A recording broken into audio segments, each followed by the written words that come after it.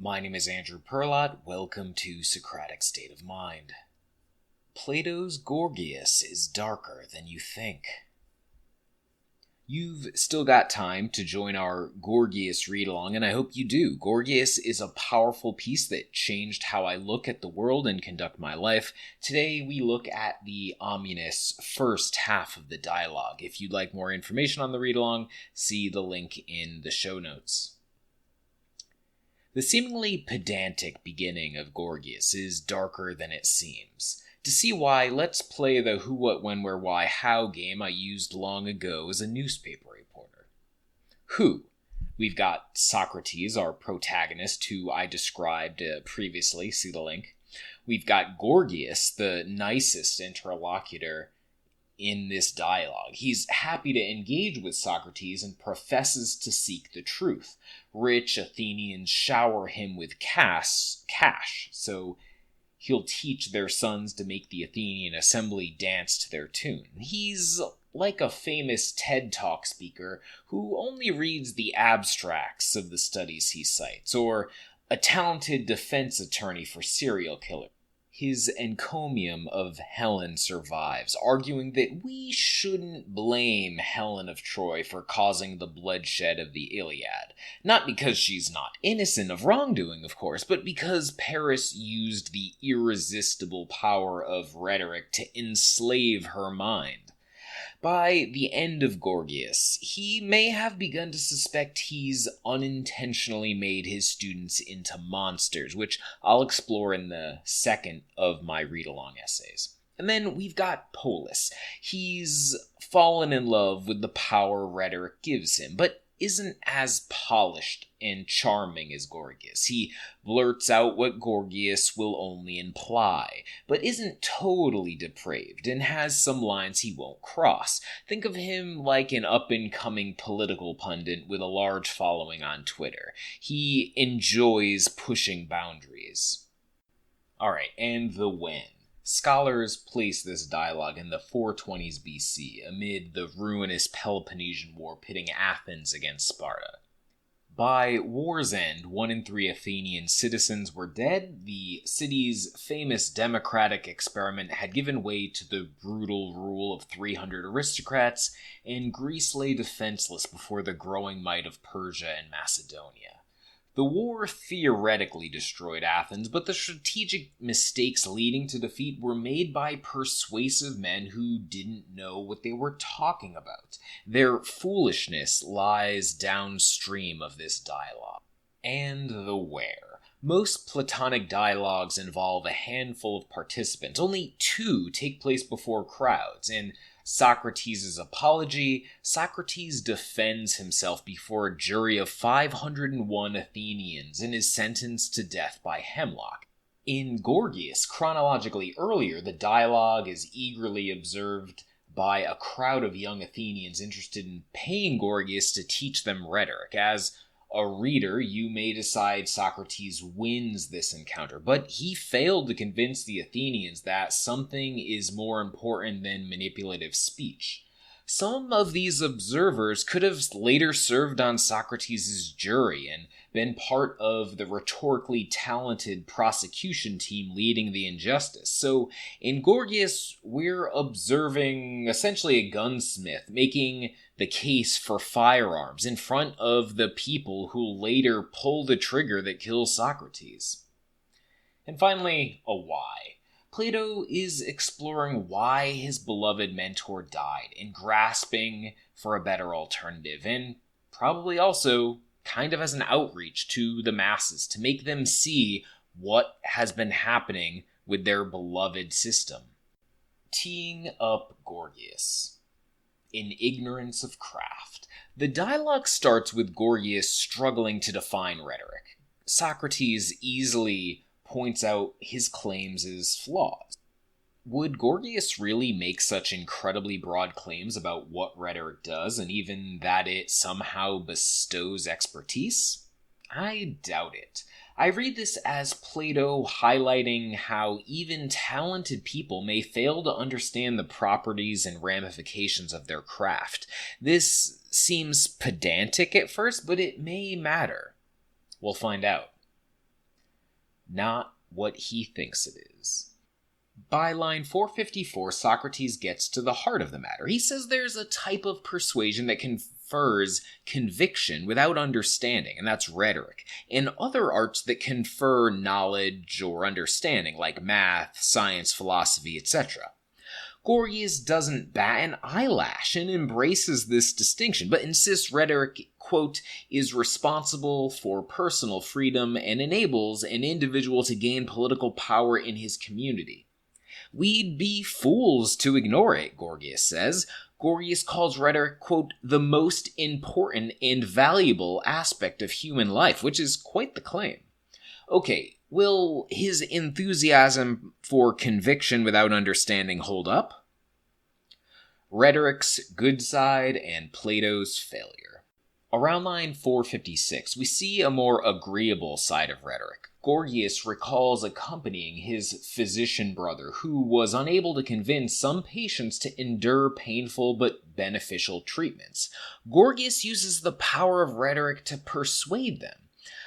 I kind of find Plato's failure to grapple with this upside of rhetoric to be this dialogue's greatest failure, along with small amounts of strawmanning, I guess.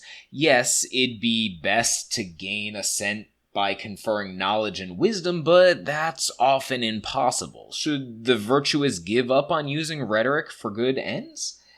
It seems like Plato is guilty of rhetorical hypocrisy. In Alcibiades 1, he misleads Alcibiades about what he can teach to facilitate him having a positive revelation.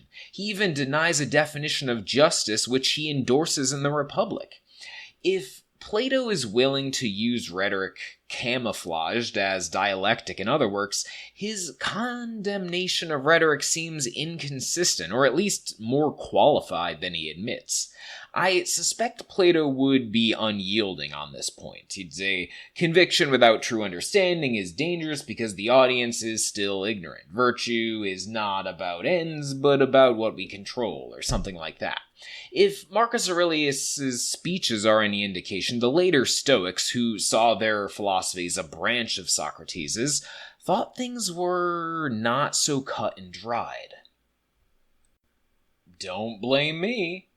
Around line 456, Gorgias insists rhetorical teachers can't be held responsible for how their pupils misuse rhetoric, any more than boxing instructors are to be blamed when rogue pupils punch the innocent. But weirdly, by 460, Gorgias is claiming he can teach morality, perhaps because he realizes he's left himself open to criticism. Gorgias then says rhetoricians can't use their art immorally, which contradicts what he said before. So it seems Gorgias won't admit that rhetoric is morally problematic, or at least is too biased to let himself see it. Unsure where you stand? We're about to find out what his student thinks the problem is. Enter Polus, stage left. The problem with Gorgias, Polus insists, is that he's too embarrassed to admit that rhetoric teachers can't make students virtuous, and that rhetoric can easily be used for immoral ends. No worries, Polus will say what Gorgias won't. Rhetoric isn't about virtue, but power. Polus wants to make a long-winded speech, but Socrates stops him. He knows this is one of the most insidious elements of rhetoric and a source of its power. Instead of slicing claims into short, testable assertions, the whole thing washes over the crowd unchallenged, carrying them away. For instance, this companion essay you're reading must have flaws. If you've read Gorgias carefully and thought things through by yourself, I bet you could stop me and make me explain each claim, and we'd find I was wrong about certain things. One claim may be contradicted by another, or unsupportable. But this is how all of rhetoric works, even the well-intentioned bits, because speech and ideas are so rarely dissected and tested. They indoctrinate rather than inform. What's a knack? Around line 462, Socrates makes an interesting claim. Rhetoric involves no real expertise. It's just a knack anyone can have if they're good guessers, have courage, and are naturally charismatic. He says these knacks are contemptible. And what exactly is a knack? My Waterfield translation defines it as anything giving pleasure rather than an objective good. An example is fashion, which gives pleasure rather than utilitarian clothing construction focusing on maximizing warmth, breathability, fit, durability, and other elements of suitability. Later, Socrates says rhetoric is similar to cookery, whose foremost aim is taste rather than nutrition, health, affordability, etc. Given my recent series on food and virtue, you might suspect I have sympathy for this argument, and I do, but I can't say I find it convincing as a dichotomy. I suspect Socrates accepts that a food can be delicious and healthy, and that some nutritious elements like spices enhance flavor and health, but he never lays this out. What about rhetoric's role in making truth accessible? And while he does a really good job in pointing out that rhetoric is misleading and not ideal, but eschewing it does marginalize people who can't manage to keep up with Socrates intellectually, and let's just be honest, that's probably a lot of people. Is narrative, metaphor, and emotional appeal always wrong? Doesn't this doom virtue in the broader civic sphere? The later Stoics found a better balance here. Virtue is the only good, but it doesn't make rhetoric contemptible. It's just a tool that can be used well or poorly. Physical trickery. I like Plato's suggestion that ornamentation of the body is a counterpoint to exercise. It's kind of fraudulent, petty, and deceitful, Socrates says. I guess this is like someone wearing Spanx to hide their gut rather than addressing the underlying cause of the gut or being honest about their state. I'm not sure I'd go so far as to condemn all body ornamentation, but it's an interesting point. Subtle maneuvers, big impact. Quote, "Nor does anyone love Caesar himself, unless Caesar happens to be a man of great worth, but it is riches that we love, or a post as tribune, or praetor, or consul. As long as we love, hate, or fear these things, it necessarily follows that those who have power over them will be our masters." Unquote. That's Epictetus, Discourses 4.1.61. At 466, Socrates makes a subtle but powerful claim, and we should pay close attention. I think this is an important point. This is a foundation of the Socratic Stoic paradox that virtue is the only good. Rhetoricians have the least power, Socrates says, because they're driven by the whims of the mob. They're enslaved in merely the mob's bullhorn. Probably not what most of us are expecting from power. And then, if they had real power, they'd do what they wanted, Socrates says. Yeah, okay. And what does any person want? Their own good. And anyone acting for their own good prioritizes virtue, which means ignoring what the mob prefers and doing what's right or just or virtuous. You following that? Polis, like many of you reading this, are probably like, yeah, I don't know about that. And Polis counters that Socrates must find the power of life and death worth having. Socrates says no. Some people might need to be executed for justice to be done, but even justice-oriented executioners are in unenviable positions. That's probably like the dispreferred indifference of Stoicism. Socrates goes so far as to insist that it's better to be executed unjustly than to do injustice to another, since the former person maintains their virtue and the later doesn't.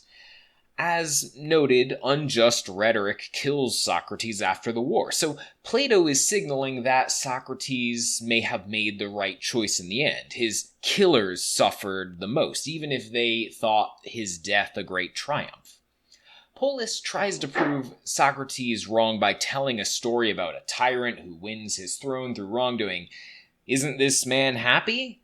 Socrates dismisses the idea because it's just a story. All the stories in the world won't, quote, dislodge me from my inheritance, the truth. Can criminals be happy?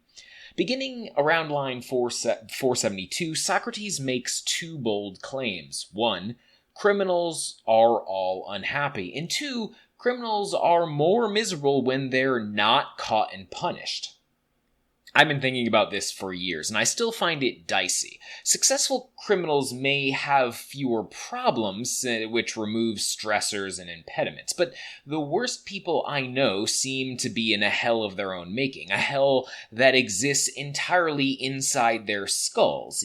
Even when their exterior lives flourish, they carry an element of misery and unease around with them. We might think of exceptions, but we don't know what it's like in their heads. So the first claim makes sense to me, at least. But I find the punishment argument harder to square with my experience. Perhaps when the punishment is over, people feel relieved, but how many people in the U.S. prison system are being bettered rather than hardened and corrupted?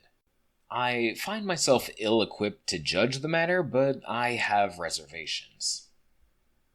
Get your family punished. Around 480, Socrates argues that the best use of rhetoric is denouncing ourselves and getting friends and family punished. This is akin to making sure they go through beneficial medical procedures they want to shirk, maybe. Again, I find Socrates' refusal to see rhetoric's promise for defending the innocent against false accusations to be a major oversight, and Plato's failure to put the idea in Polis's mouth seems like strawmanning. Polis is done. Round one of this dialogue is over. The last few paragraphs hint that Polis can't refute Socrates' points, but he's unconvinced. I suspect some or all of you feel the same. The first time I read Gorgias, I thought Socrates' analogies comparing virtue and vice to medicine and exercise and cooking were interesting, but I didn't feel like the dialogue was going anywhere at this point. But what if Polis and Gorgias are so inept because they have shame? What if a shameless man could set everyone straight? That's what we'll see happen in part 2. Everything we've read so far just laid the groundwork. Join me next time as we explore the thinking of the proto-Ubermensch Callicles. Thanks for listening. I'll see you next time.